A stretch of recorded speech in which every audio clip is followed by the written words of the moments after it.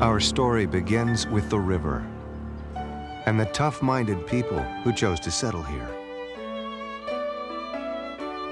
They came to Texas looking for land and opportunity. Along the river, they found the land, but the opportunity had to be something of their own creation. Driven by their desire for success, they built this city with the belief that what was good for business was good for Dallas. Many of us, perhaps without even realizing it, travel through these years of history every day, crossing the river, circling the highways, and moving down city streets. It's hard to imagine what it was like years ago, yet the stories live on and give us a deeper sense of the complexity of our community. There's much to learn about and enjoy in the sharing of memories about Big D back when.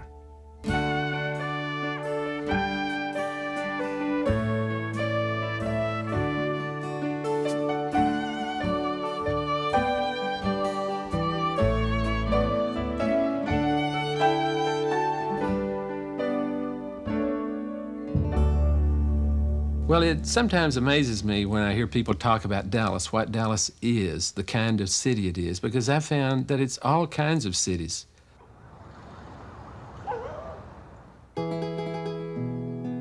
When I think about Big D, I think about Little Mexico and the nurturing that I felt, with the community and all the little businesses in Little Mexico. I think that any time that a child can have that they won't grow up feeling like they're not valued. Speaking on the Thomas and Hall community, I remember it so well as being so thriving, so robust, so busy. And there was a movie theater, cafe, a barbecue store, churches, neighborhood grocery stores, and everything that a community needed was within a 6-block area there. So Central Expressway would be what you would call the Central Track. That used to be Central Track. I used to walk that track many a times. I can talk to you about this because I'm one of a few that's left that were really there. See, I was actually there down on Deep Ellum. South Dallas, when I grew up, I would say 90% of the Jewish people lived in South Dallas. All the religious institutions were in South Dallas, the kosher butcher shops, the bakeries. Many Jewish establishments were in South Dallas. Most of the neighbors were Jewish, and to me it was a good place to grow up.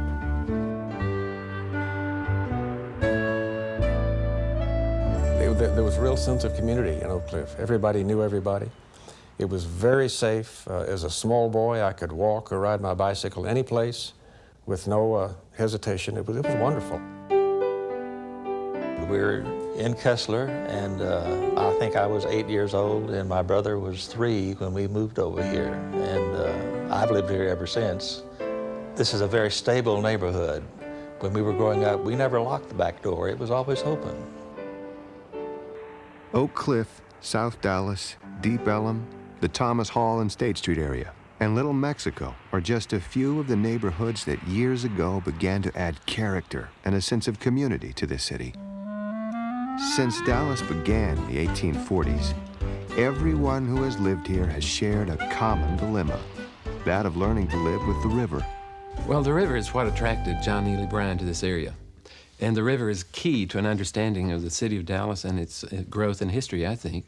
Bryan saw the river as a port. One could never imagine that today, looking at the river. But he thought that steamboats would be able to come up the river as far as the side of Dallas.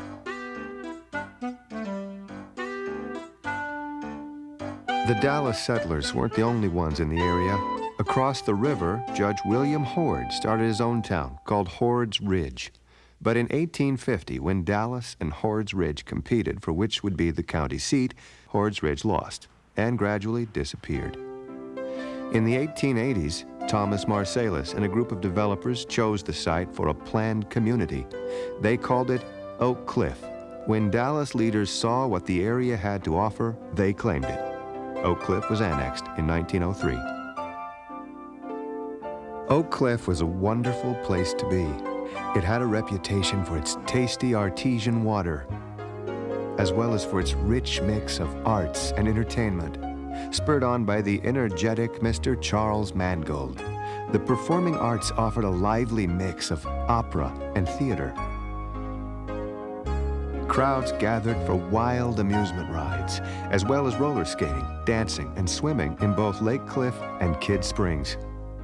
Schools and colleges opened up for both men and women. As Oak Cliff and Dallas flourished, so did some small black neighborhoods. The black people came in, the first groups started to come in through East Texas, running away from the injustices of slavery, because, see, then Texas was part of Mexico, and Mexico had outlawed slavery. And then the other group came in, they were the slaves who were owned by the settlers, and so you had that group to come in the 1840s. My ancestors came in 1847. They were owned by a man named William Brown Miller. He settled in what we know now as Oak Cliff. One of the Peytons' ancestors was Henry Miller, named after the plantation owners. He was among the first generation born into freedom. He went on to become a farmer, landowner, and preacher. His descendants still gather every year for family reunions. One little Oak Cliff neighborhood, which was started by former slaves, is now called the historic 10th Street District. The graceful but aging spires of the Sunshine Elizabeth Chapel can be seen from the R.L. Thornton Freeway. This chapel was one of two churches located in what was once a close-knit community. My mother and father came to Dallas in the mid-1920s and settled in the Oak Cliff area. And one of the reasons they settled there, because we had other family members who lived in that community. The only time they have left, they left for 10 years and moved to California. But my mother longed for the 10th Street area and came back to Dallas, and they've been back ever since. Reunion Tower is a striking landmark on the Dallas skyline. Yet the name comes from across the river, where a small group of Europeans started a utopian colony in 1856.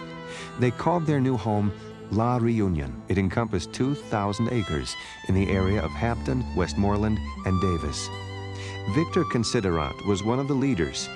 He promoted Texas with books describing its ideal climate and fertile soil, good enough for tropical fruits. But then he brought them to Dallas. They thought they would sail up the river to Dallas, to the site of La Reunion. And they were sorely disappointed, of course, because the Trinity hardly had any water in it. So they arrived here in Dallas in 1856, tired, weary, without any housing or anything. They had to create this utopian community. But the people were not farmers. They were artisans, they were musicians, artists, and they thought they could all share the work and create a community that would be the centerpiece for several other utopian communities. They were not very successful overall, in terms of being able to survive.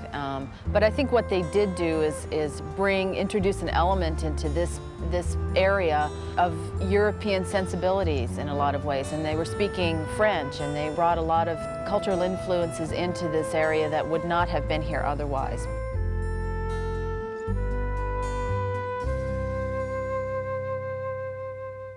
As for the utopians' property, soil tests revealed large deposits of limestone and chalk. So in the early 1900s, cement factories began to operate in the area, and a new kind of colony began, Cement City, which provided housing for company employees. Yo vine aquí a Dallas con mi hermana y mi cuñado el día 3 de mayo de 1920. Y él fue a trabajar a Cement City, mi cuñado. Y allí me encontré a mi esposo, me casé. En el 1920 también nos tenían a nosotros en un lugar, a los negros en otro. y los americanos en otro. Los tenían divididos a todos y la planta de cemento estaba en medio. Bueno, las familias que vivíamos ahí éramos como una familia todos. Éramos como 54 familias. Era una rueda así donde hacía un círculo, las casas que teníamos. Y hacíamos un baile cada mes, pagábamos 10 pesos cada uno y cada mes teníamos un baile. Teníamos un salón que la compañía nos daba. Of course, in Mother's case, it was different because when my dad lost his sight, they told her that she couldn't live there any longer and she had to move out. Sí, él trabajó 12 años ahí, pero a los 12 años de trabajar ahí perdió la vista. Y ya pues tuvimos que salirnos de ahí. A lot of people came to Dallas as a result of finding employment there at Cement City. A lot of people came as a result of finding employment with the railroads. My particular family came in 1927 to Dallas because they came to work to clear the trees for the Trinity Levee area, and later stayed on to build the bridges, like the bridges for Singleton, Commerce, and later Corinth Street.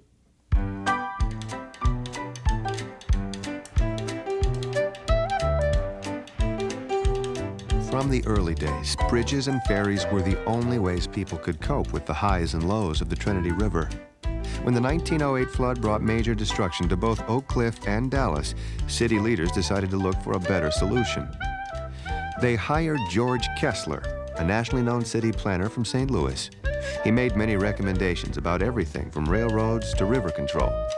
The levee system he suggested rechanneled the Trinity River away from the edge of downtown and made usable about 10,000 acres along what is today Stemmons Freeway.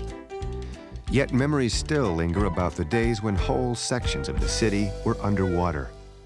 When the rains would come, in those years, they did not have the levees, and everything would overflow, and on Lamar, the water would rise to 6 or 8 feet, and all the houses there would go underwater, and I can remember seeing boats on Lamar Street coming up Harwood, coming up the various streets in there before they put the levee in. We used to deliver bread by boat.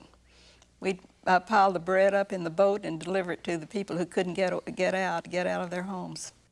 While Dallas was building its levees, promoters were still pushing John Neely Bryant's dream of becoming a port city. And now we come to what is unquestionably the greatest development ever inaugurated in the state of Texas, the so-called Trinity River Project, which involves the dredging of a navigable channel in the Trinity River from Galveston Bay on the Gulf of Mexico through the most thickly populated areas of the state to the great cities of Dallas and Fort Worth, a distance of almost 400 miles. The river was the inspiration to start Dallas, but railroads were the key to its growth. First to arrive was the Houston and Texas Central. There was heavy competition among railroad lines for business and heavy competition among cities for railroads. The original route of the railroad was to miss Dallas by 8 miles. The city fathers thought this would be terrible. Well, they must have it come through the city of Dallas. So they went to the railroad officials, petitioned them, offered them $5,000, free right-of-way through the city, and lo and behold, won the railroad. So the H&TC came through Dallas in 1872, a remarkable day for the city. The Houston and Texas Central was just the first of the railroad jewels in the city's crown. The next year, builders of the Texas and Pacific Railroad tried to bypass Dallas, but local politicians slipped a tricky clause in a bill saying the new line had to cross within a mile of Browder Springs. Only later was it discovered that Browder Springs was located at City Park. Dallasites had themselves another railroad. In the late 1800s, thousands of people migrated west in search of land and opportunity.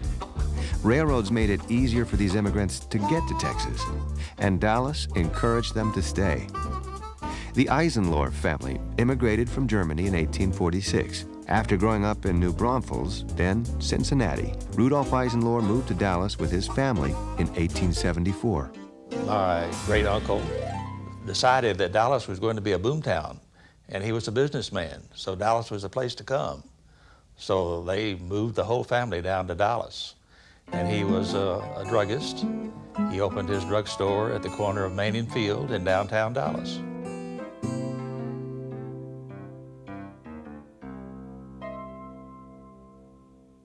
A number of the immigrants were Jewish merchants.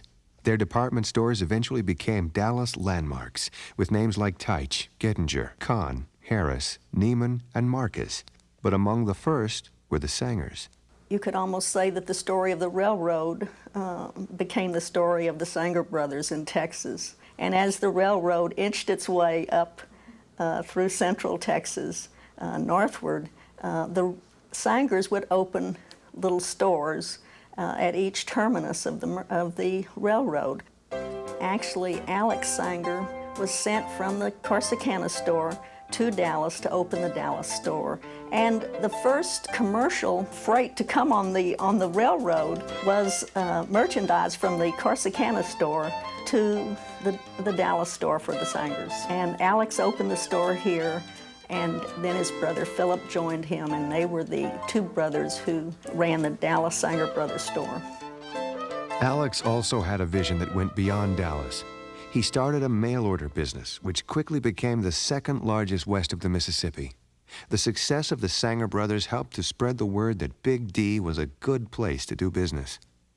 Later, Sanger's merged with A. Harris to form Sanger Harris, and eventually this business was absorbed by another. However, the last Sanger building continues to be a part of downtown. It stands on the corner of Elm and Lamar and now belongs to the Dallas County Community College.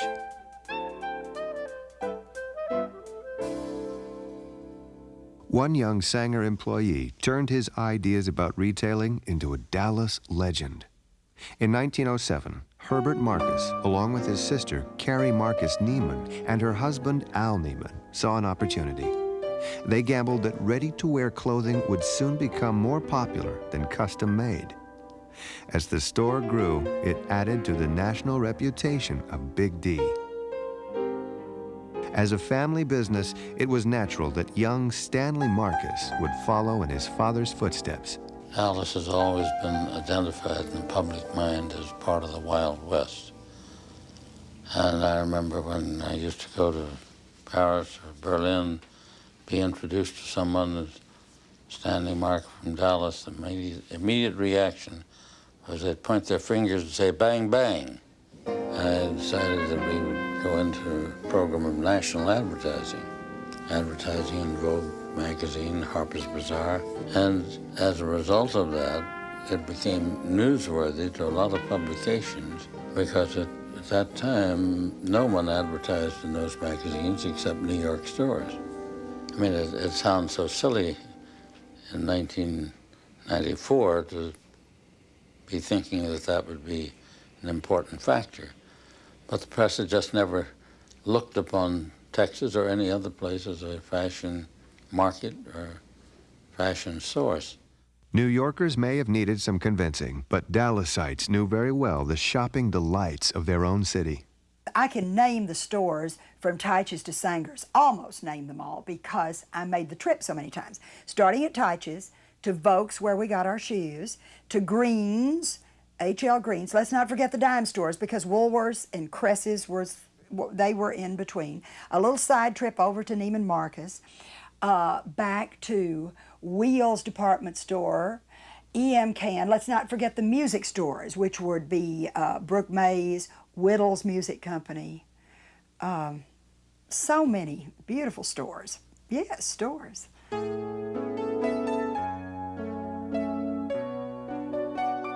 One of my favorite memories of downtown Dallas was, I believe it was the 8th floor of Sanger's. It wasn't Sanger Harris, it was just plain Sanger's. At Christmas time, where they had the toys, and there was the department store Santa Claus, and by golly, he was the real thing, no question about it. And that was wonderful to go there at Christmas. My aunt would take us and we'd see the toys and speak to Santa Claus, and that was really a big deal.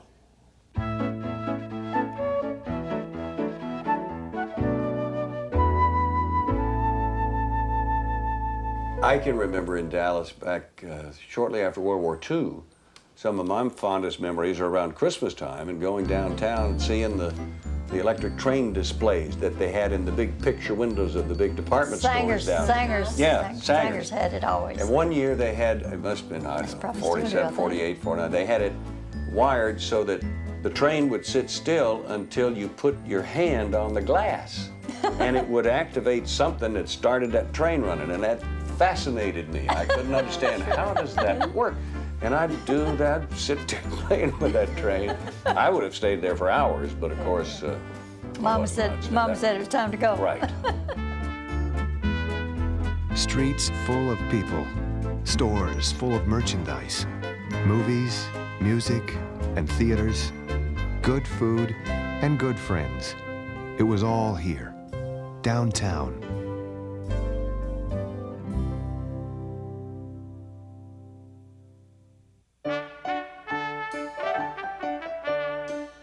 Into the 1950s, trolleys and streetcars were the connecting links between downtown and many of the surrounding neighborhoods. For children, riding on them was like stepping into an imaginary world. And if the child's father worked on them, it was even more wonderful. I can remember walking up to the streetcar line when I knew he'd be coming by, and maybe my mother would take me when I was little, and we'd wave to my dad. I remember doing that. It cost 7 cents, and anytime I rode with my grandfather, I had to pay the 7 cents. Now, once I got on, I could ride all day for 7 cents, but you had to put that 7 cents in the fare box. And when I was a little boy, 3 or 4 years old, I think my dad's sister cut down one of his old motorman's uniforms and made it where it fit me. So I had my own motorman's uniform. I was official. And whenever I'd ride with him, I kind of took over the car, you know, of course, but... This is Grandpa's old changer that he had in the streetcar, and I would carry that from one end to the other end and move the seats and help him. Still works. Yeah, still works. No money in it. A lot of people in Dallas in those days depended on the streetcars to get them to and from work, to and from school, to and from doctor's appointments, shopping, That's grocery what I say. shopping. See, they didn't have cars. That's right. They didn't. They really relied on them. The streetcars were like their cars, really. That's right. It was an old wooden trestle, 2 tracks, one going to and one going from Oak Cliff. And in the city, of course, the streetcar stopped every corner just about, but there the motorman could really let her rip. And I'm sure it was going very, very slow by current standards, but there was no rail, and so you could look out the window and there was nothing there to see but the Trinity River and the bottoms going lickety-split. Well, It was also, kind of fun. on the trestle, you went downhill for a while, and then you would go uphill. Yeah, that's right, that's right. So when you were going downhill, you were going very fast, and then, of course, when you got to the bottom and started going up again, it would slow down. There were many great places to eat downtown, from coffee shops to hotel restaurants. The Adolphus was a favorite choice for special occasions.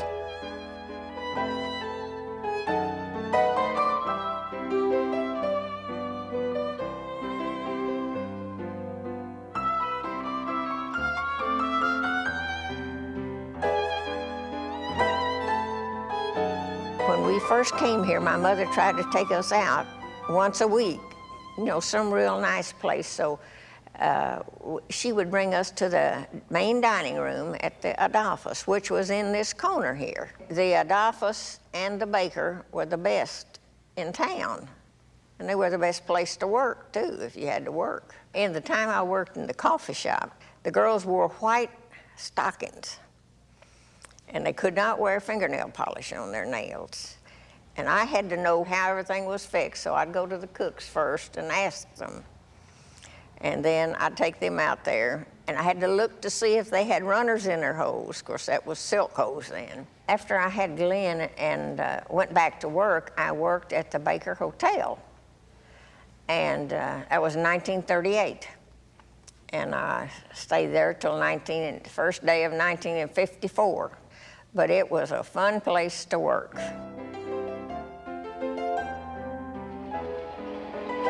When visitors used to come to Big D, they often arrived by train down at Union Station.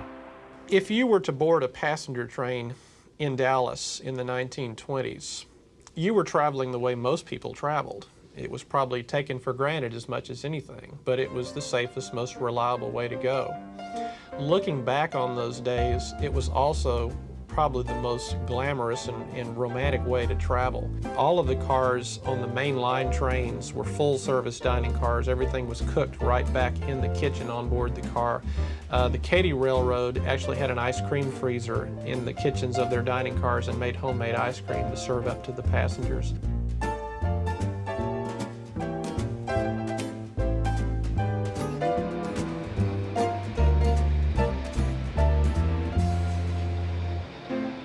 And I can remember even in the early 60s, Union Terminal was a very busy place.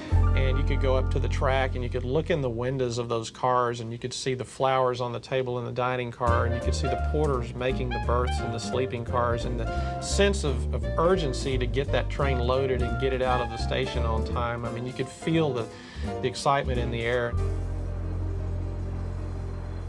Dallas was the biggest revenue station of the TP Railroad. They were the bread and butter of the TP Railroad. I worked on a switch engine assembly listen for 36 years, mostly right around Fair Park and East Dallas. Dallas is home to many railroading families. When one generation follows the next, a bond develops that goes beyond words. I was proud of my father.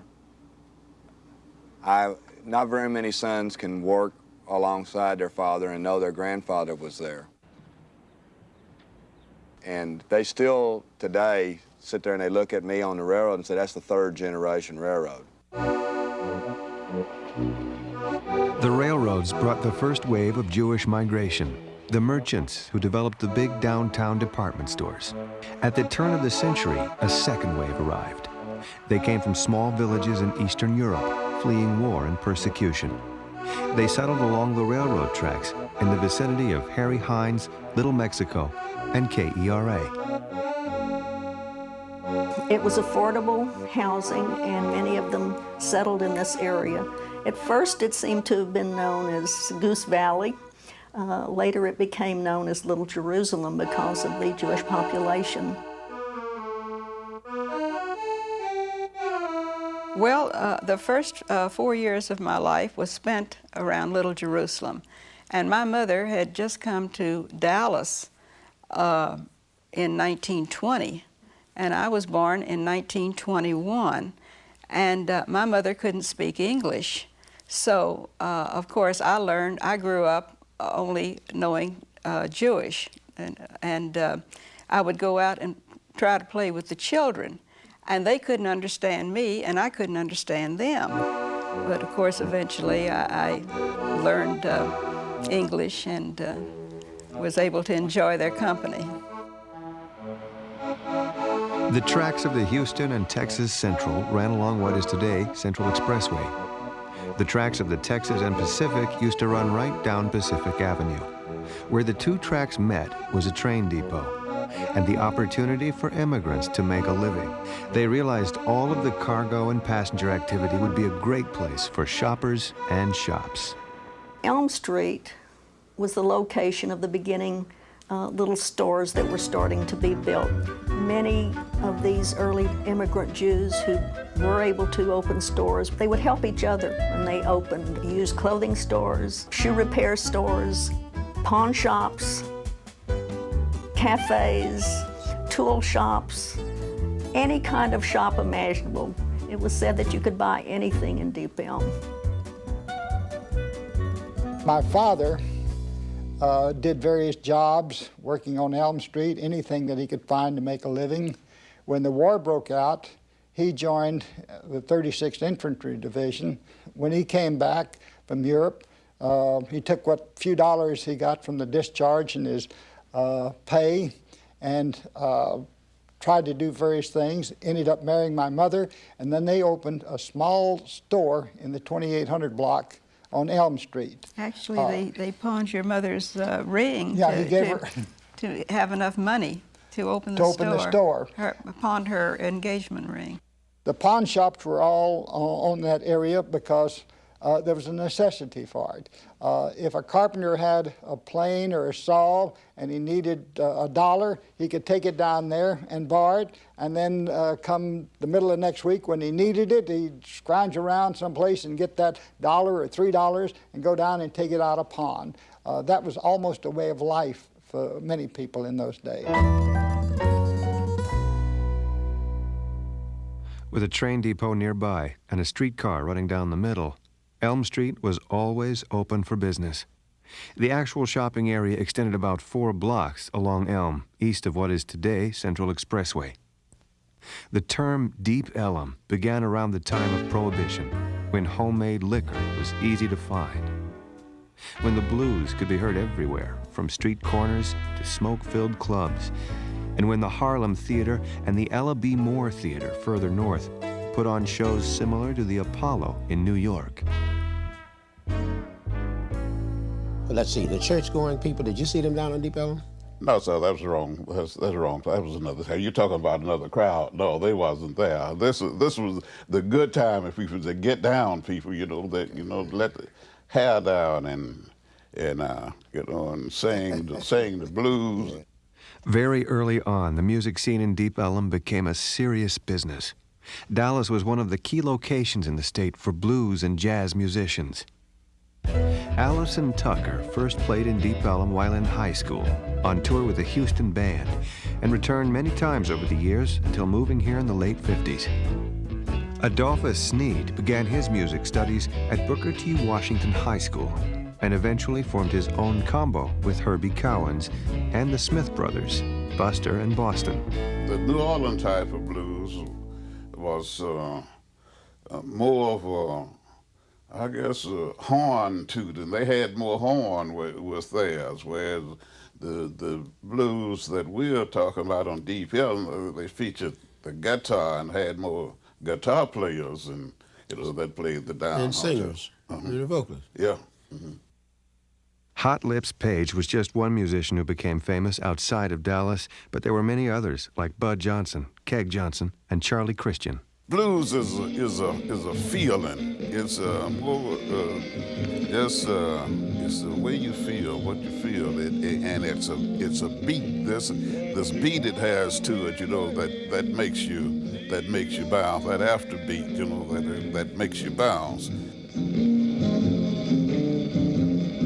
Zuzu Boland was working with me at the time.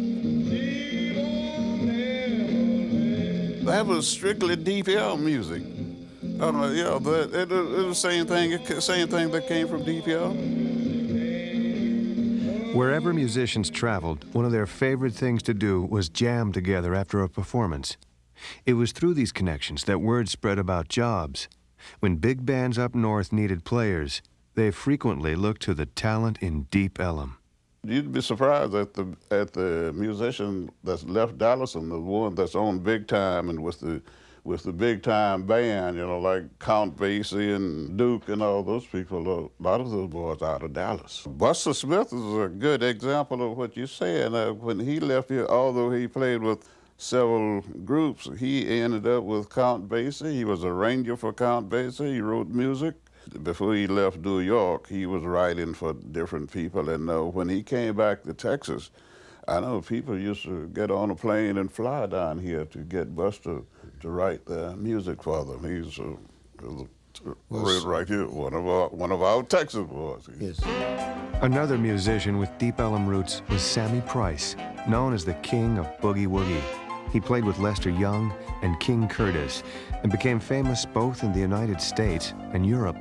What we see now is just in the last few years, would you not say that individuals are beginning to recognize that Deep Ellum was a very, very important part of the history of Dallas. Yeah. The tracks that led north from Deep Ellum passed through the Thomas and Hall community, where the Rose Room provided a lively place for musicians and music lovers. For years, the streets in the Thomas and Hall area created a city within a city for its black residents, which is hard to believe looking at so many empty spaces today. The construction of Central Expressway was a major blow for the neighborhood. Later, many of the lots were cleared to make room for real estate developments. In spite of these changes, people's stories keep alive the memory of what was a very special neighborhood. Some of the motivation to come into the Hall-Thomas area had to do with support of others, primarily because of the fact that there were restrictions with regard to where African Americans could live throughout the county. And as a result of that, you had many blacks who began to come into that area and establish their own businesses. Grandfather was Dr. L.G. Pinkston, who was the owner of Pinkston's Clinic over on Thomas and Hall. It served the community in that they had the doctors there and the proper care for that particular time right in the community, and you didn't have to go very far. And a lot of times he wasn't paid in money. He was paid in sacks of potatoes, sacks of flowers, cheese, and things like this. I've seen that happen. And it was a community that sort of worked together in the Thomas and Hall area. Everybody sort of knew everybody, and everybody sort of looked out for everybody. The neighborhood was full of great places to eat. Papa Dad's Barbecue was one of them. We had to start cooking early, and we cooked all day. We started in the morning and cooked all day and until we closed. And then we served beef, ribs, hot links, and like that. I remember Papa Dad, he'd get up early in the morning and he'd go and he'd cook off the meat all day long.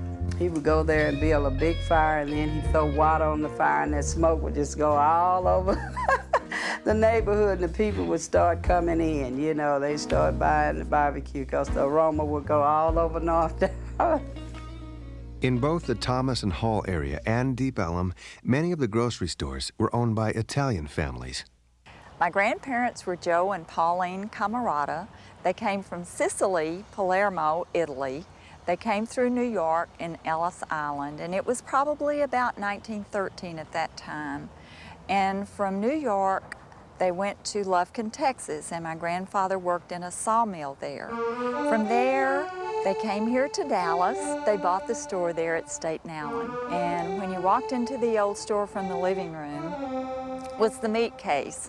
And I can remember Mother doing some of the butchering of the meat. I always felt part of this community, even though we weren't the same color, and that was nice.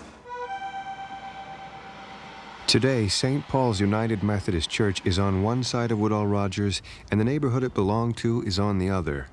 Churches were a major force in the Thomas and Hall community, although now most have relocated. St. Paul's chose to stay. This church is 122 years old, been in the same location all those years. 4 generations of my family has attended St. Paul. My dad, myself, my children, and my grandchildren. Bonnie Medlock began attending St. Paul in the late 50s when she moved to Dallas with her parents. Over the years, she and her husband brought each of their children into the church. Many of these children have married and started their own families.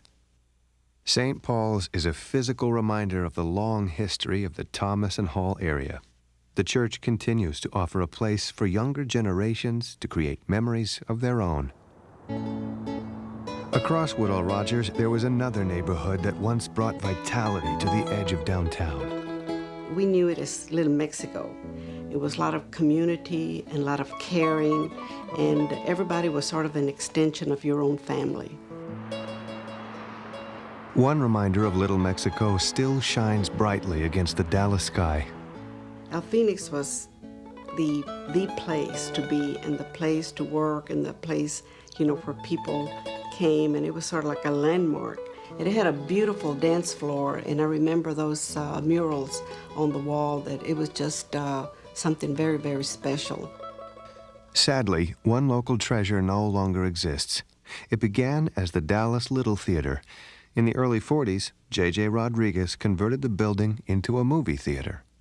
The Panamericano Theater was a fun place to go on Sunday afternoons, when we had the money to go and pay. I think it was like a dime or, a quarter to go into the movie house.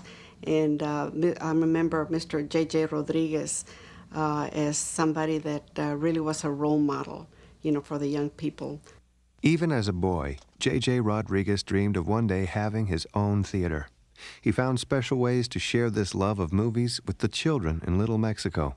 Para Navidad, entonces él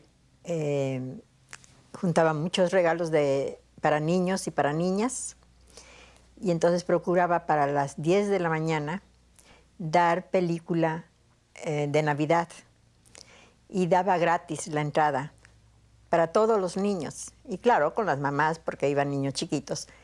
Y entonces regalaba la bolsa de popcorn, dulces, y entonces les daba a cada uno los juguetes. Y para eso él era un gusto. The theater was a family business, where in the process, the children also learned about the meaning of community. At that time, he was starting the Hispanic Chamber of Commerce. He was helping with the radio stations in Dallas, you know, the Hispanic language radio stations, and El Sol de Texas, the newspapers. And they would have meetings at our theater. I remember they used to come and have meetings in the office upstairs. As the film industry changed, so did the theater. The Rodriguez family sold it in the early 1980s. Although the new owners quickly tore down the building to prevent any historic preservation action, J.J. Rodriguez never lost his love of movies. He wanted to show family movies because to him the families were important. I think that that's how I would best like for him to be remembered, is that he was a family man, but a family man of the Hispanic community. Stories about Little Mexico, the Thomas and Hall area, Deep Ellum, and back to the early days of Little Jerusalem create a ring of memories around downtown. Memories that continue to inspire us and inform us.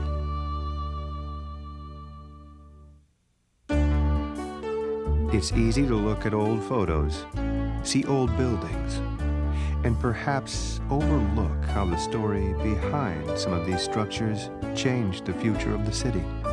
Behind us is the sparkling new Federal Reserve Bank. It's one of 12 regional banks in the United States, and it's the result of a major effort that was made way back in 1914, just after the Federal Reserve Bank Act was passed. Dallas leaders jumped at the opportunity to become the site of a regional bank. Even though the city was much smaller than its competitors, the leaders used all the political tricks they could. For instance, they heard that an important committee member was coming to Texas by train.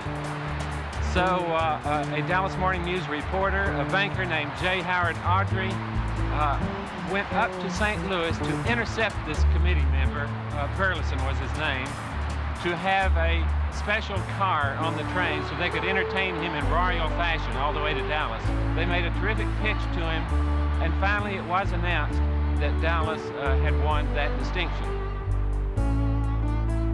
On April 3rd, 1914, beneath the headline, Dallas was depicted as the gallant suitor walking off with the lovely maiden, Miss Federal Reserve Bank.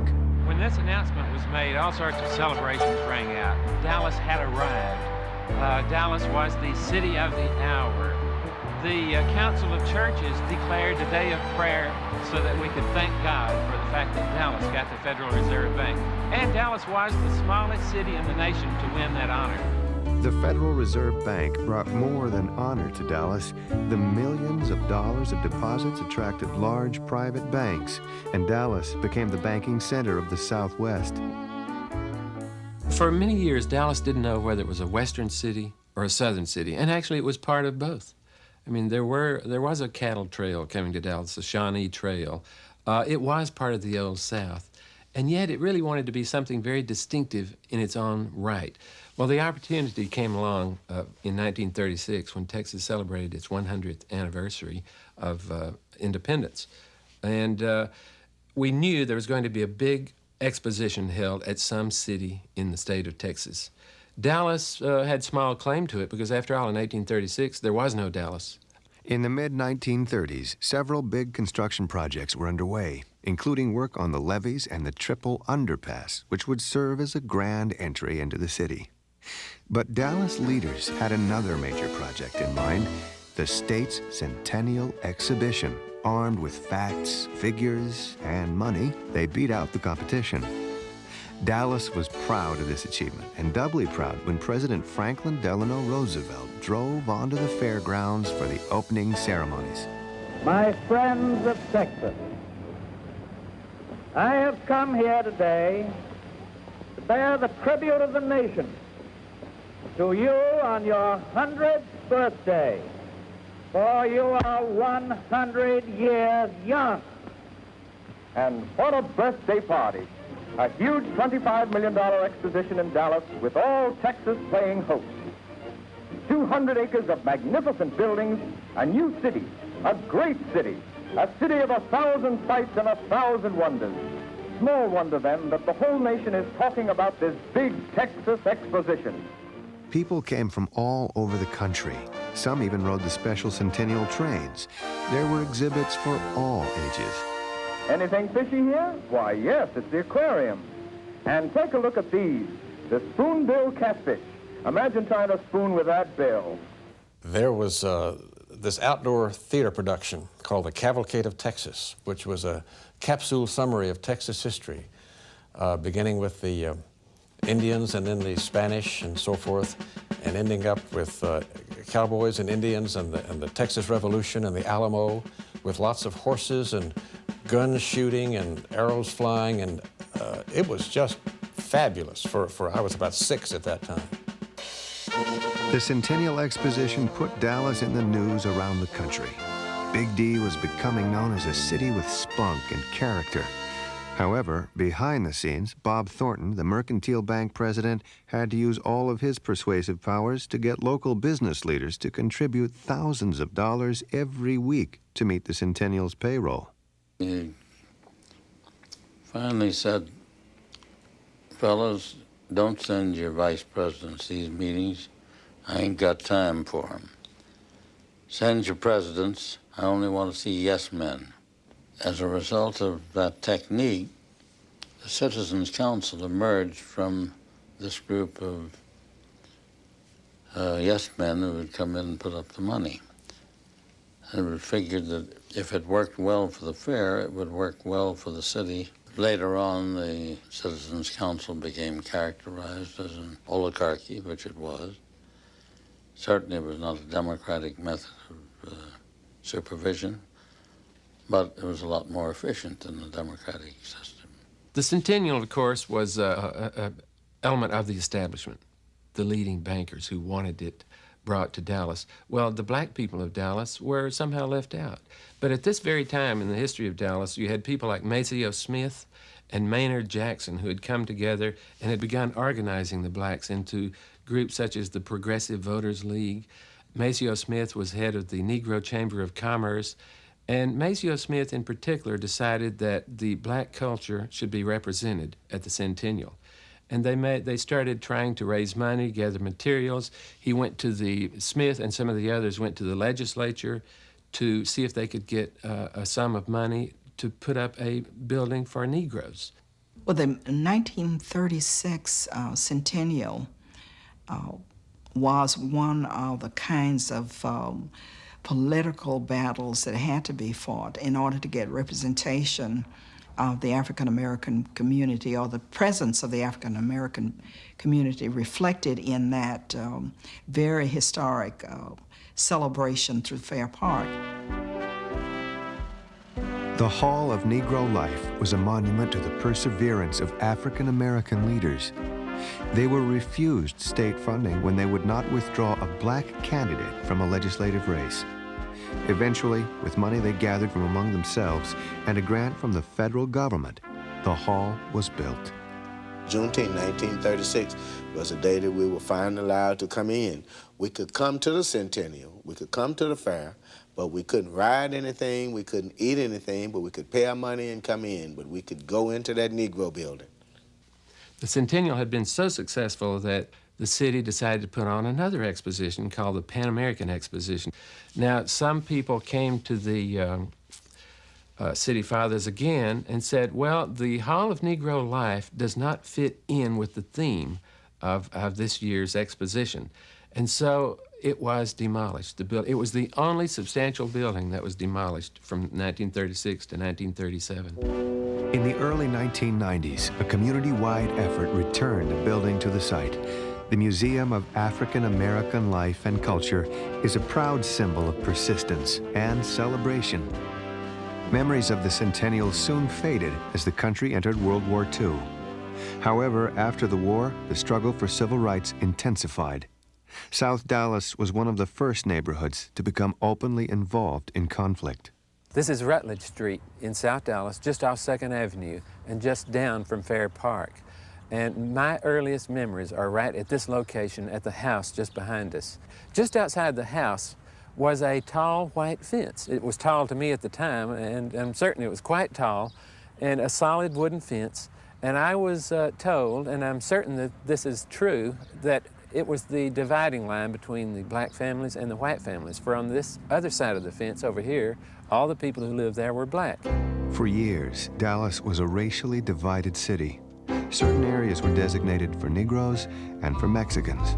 A study in the 1940s showed that 1 out of 3 black families was living doubled up with another family because there wasn't enough housing for them. After World War II, the housing shortage everywhere was so critical that it was considered to be a threat to business development.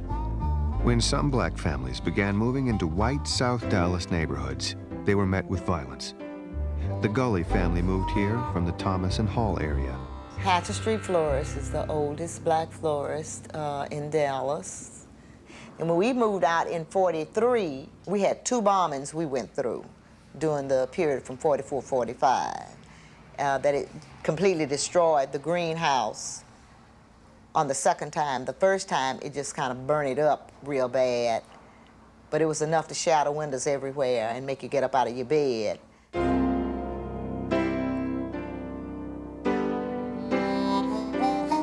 One time I did live in South Dallas in the 1950s. That was when South Dallas had just started to integrate. And we were warned as children to look out for the night riders because South Dallas at that time, the people were bombing the houses over there. They were bombing some of the early businesses. This was the early 1950s. And they didn't want black people to move into South Dallas. There were arrests, but no convictions. However, with the combination of grand jury investigations, a new anti-bomb law, and public outrage, the attacks ended. Now, the white families who were living here started moving out. A large number of them moved to Pleasant Grove. That's where my family went, out 2nd Avenue. It was a logical extension. The Jewish families who lived along Forest Avenue, now Martin Luther King Boulevard, tended to move north toward Hillcrest High School in the area where Temple Emmanuel is today. Housing was just one of many issues that needed work on both federal and local levels. For years, the Dallas City Council was shaped and directed by the behind-the-scenes decisions of the Citizens Council. As the city changed, so did this process. The vote to switch to a city council based on 14 single-member districts was a landmark event. It brought together 2 groups that had been in a tense relationship ever since the days of the 1936 centennial. It's Monday afternoon at Dallas City Hall. The predominantly white Citizens Council and the predominantly African-American Progressive Voters League are making history. Though we haven't always agreed on all issues, this is an issue where we are arm in arm and absolutely in agreement on what's best for the people of this city. Sometimes change is gradual. At other times, it is sudden and tragic. Big D has seen both. In November 1960, when John Kennedy and Lyndon Johnson were running for office, right-wing protesters screamed insults at LBJ and Lady Bird during a campaign event in Dallas.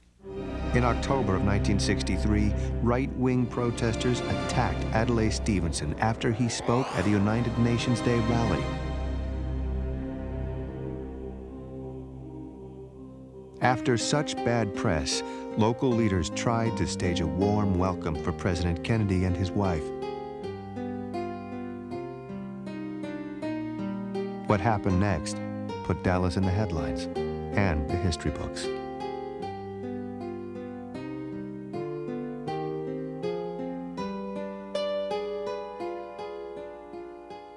There were many different types of emotions going on. There were people who grieved, like the people from all over the world were grieving. There were others who were defiant, who felt Dallas was being blamed for something that It was not the fault of Dallas. Everybody who lived in Dallas had some participation in that horrible event by not having spoken up at an earlier time when the evidences of hatred were being incubated in the city.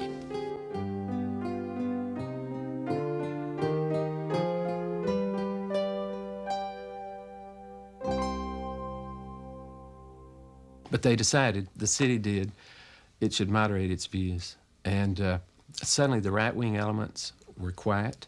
Eric Johnson became mayor, started the Goals for Dallas program, which involved people from all walks of life to talk about the future of Dallas, what kind of city do we want. And the city, there's no doubt about it, became much more moderate after the assassination. This is our city.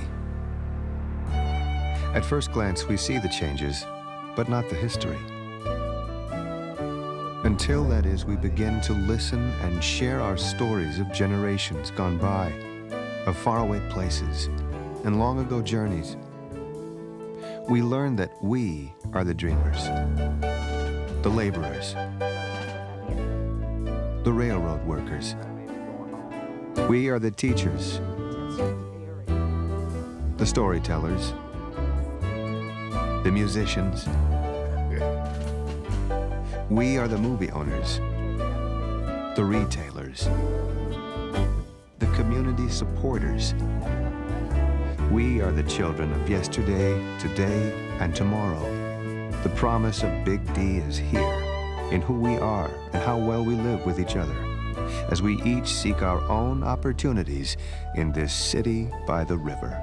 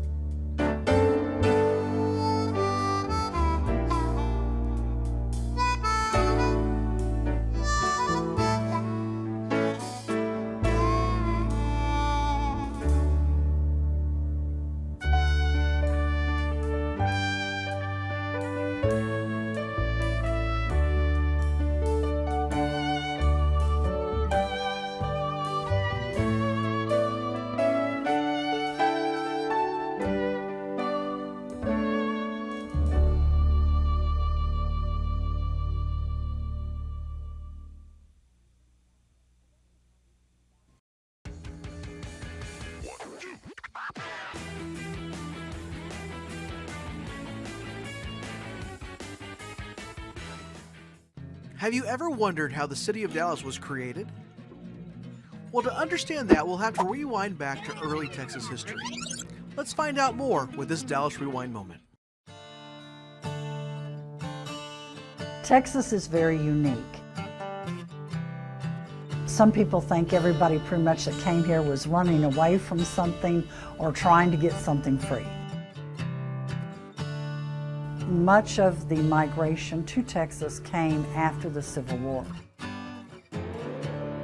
Texas became a republic in 1836, and it was 5 years later that some guy named John Neely Bryan decided to settle on the banks of the Trinity in part of what was called the Peters Colony at that time.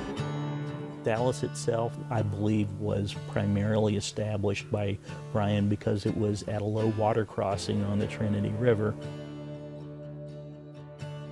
Down by the river I fall, I fall. The area where Dallas was settled was a confluence of a number of Indian tribes that would include Cherokees and Chickasaws and Tawakanis and so forth. And Bryan thought that that would be a great place to start a trading post. However, between the time that he first investigated the area in 1839 and the time he came back in 1841, a removal program had moved about half of the Indians away, so half of his trading audience was gone.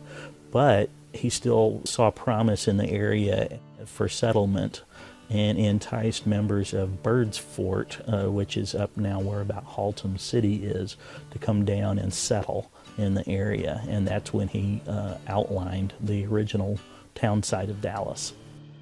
On February 2nd, 1856, Dallas was granted a town charter by the Texas legislature, and soon later Samuel B. Pryor became its first mayor. By 1860, Dallas had a whopping population of 678 people.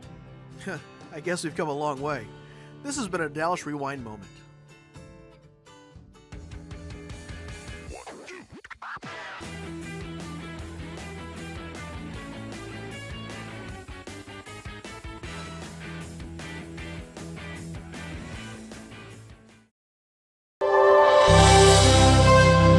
Hi, I'm Robert Wolonsky, Digital Managing Editor for the Dallas Morning News, and I have to my right Mark Doty, the Historic Preservation Officer for the City of Dallas, as well as the author of Lost Dallas. Hi, Mark. Hi, how are you? Good to see you. Good afternoon.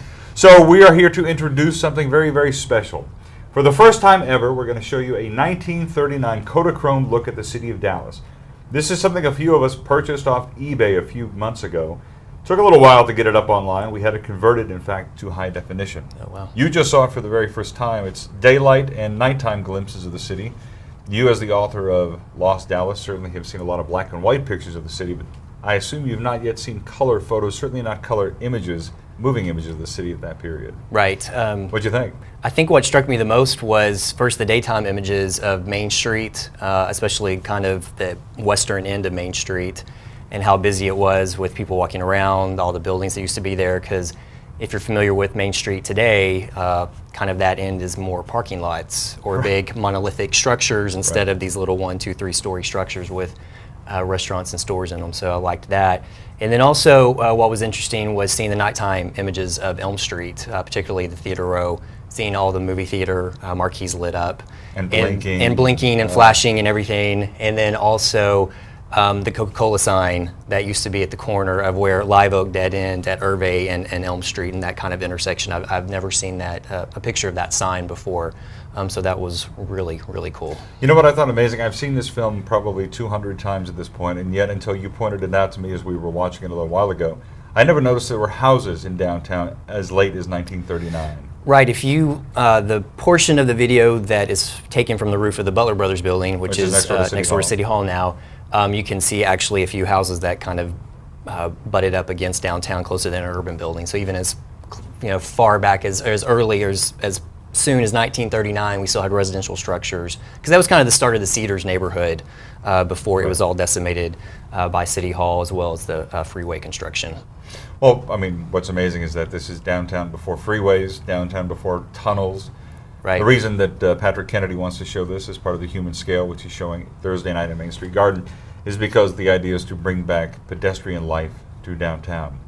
I think people are going to be astonished when they see Elm Street, Main Street, and Commerce packed with people as though this might in fact be Manhattan. There are some scenes that look just like New York City. Right, exactly. And what's interesting is that was the time period, the late 30s, 40s, and even early 50s is where downtown Dallas probably matured and reached its zenith in terms of density and scope and scale. And whenever Central Expressway opened up in Stemmons, that's whenever it started to empty out with all the vehicular traffic. The automobiles, the suburbs really kind of booming to the north of downtown. Well, as my grandfather could attest, when his business was right there on Elm Street and Central Tracks, when Central Expressway came in, that's why he had to move his business. That's right. So, Mark, thank you for watching it. You're going to hear Mark in just a second kind of walking you through this, but certainly what you'll see here as we watch this minute and a half or so of never-before-seen footage until this very moment. Dallas in 1939, looking as radiant, I think, as it ever has. And all I know is that it makes me wonder, what if? What if we hadn't buried our retail? What if we hadn't... torn everything down and put it in a parking lot. That's what my son says. He's 10 years old. Dallas, the city that tears down its majestic structures and puts in parking lots. Here's Dallas before we bothered to do that. Well, we're seeing the Houston Street Viaduct as we're looking towards downtown and the tallest buildings, Magnolia. You see the Medical Arts Building there, in the 400 North Hervey, the old Post Office Federal Building, Medical Arts Building, the back side of it. It's a beautiful building. This is looking out over, that's the smokestack where the American Airlines Center State Victory. It's the corner of Main and Ackerd Street. Gulf States building's still there, but the other buildings there on the left-hand side are demolished. Probably further down Main Street looking towards the west, you can see all the businesses. A. Harrison Company, that's Main and Ackerd, also looking up. The Jewel Hotel. Main Street also looking west. You can see the Davis building with the cupola there at the top. This is further down Main Street, again looking, this is that was Commerce Street actually. This is a view from the Butler Brothers building, kind of panning over the skyline of the city. See the AT&T building, the Magnolia with Pegasus there on top. Back of the Urban building right there as well. Praetorian there in the background. And this is Elm Street, all lit up at night with all the stores. And Theater Row, all of our movie theaters we used to have downtown on Elm Street Palace. The Coca-Cola sign behind it, the Rialto, the Washington, Zales Jewelers, yeah. The Coca-Cola sign used to be at Irvine, Live Oak, and Elm, where it all combined together. Tower Movie Theater. The Melba, which is next door to the Majestic, the marquee of the Majestic lit up like that. I didn't realize it flashed like that at one time. I don't know where that liquor store is, but it's good and bad. Electric service, I would assume that's probably the DP&L building.